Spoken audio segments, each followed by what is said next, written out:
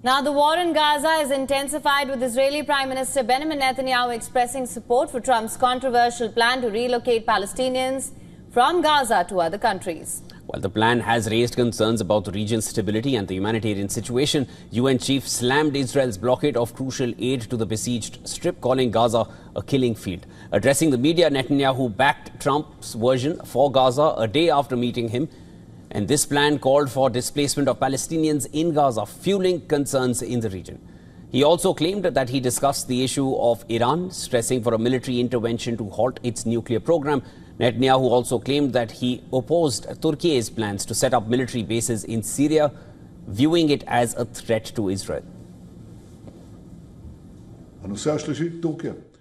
We spoke about President Trump's vision, because we are currently in contact with countries that are talking about the possibility of taking in a great many Gazans.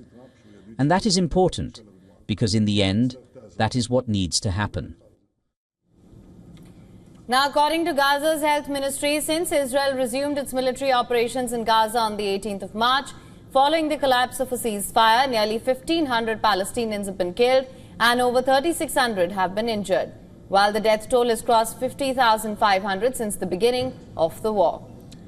United Nations Secretary General Antonio Guterres has rejected a new Israeli proposal to control aid deliveries in Gaza.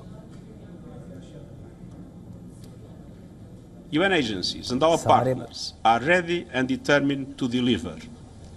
But Israeli authorities' newly proposed authorization mechanisms for aid delivery risk further controlling and callously limiting aid down to the last calorie and grain of flour.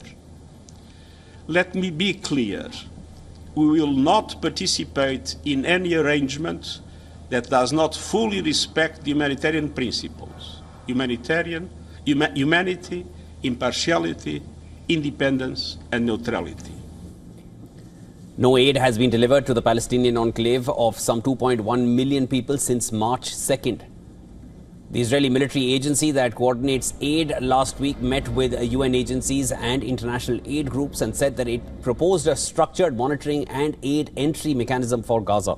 According to reports, a Hamas official said that it was necessary to reach a ceasefire in the Gaza Strip, 3 weeks after Israel resumed bombardments on the Palestinian territory. Meanwhile, French President Emmanuel Macron visited Egypt's North Sinai city of Arish, accompanied by his Egyptian counterpart Abdel Fattah al-Sisi. The two leaders were greeted by crowds of people chanting slogans. Macron toured warehouses storing aid for Gaza and Arish Hospital, where wounded Palestinians from Gaza are being treated. He stressed that humanitarian aid must never be used as a tool of war, highlighting the need for unimpeded access to aid.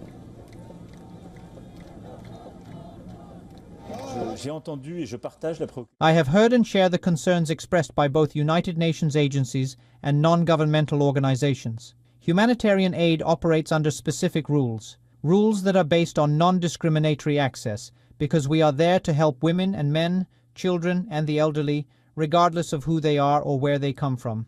That is the very principle of international humanitarian law, and therefore it must never be used as a tool of war under any circumstances. Entry of vital supplies, including food, water and fuel, to Gaza has been blocked due to the closure of the Rafah corridor by Israeli authorities. Ahead of Macron's visit, humanitarian workers in El Arish hoped to deliver tons of aid to Gaza as the situation only worsens.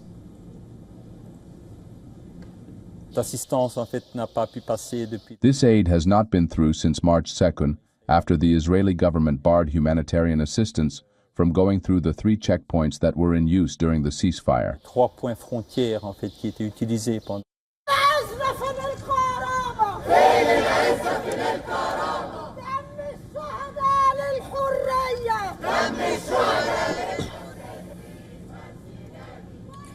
Now, crowds of Egyptians gathered in Cairo to protest against the displacement of Palestinians outside of Gaza, waving banners and chanting slogans.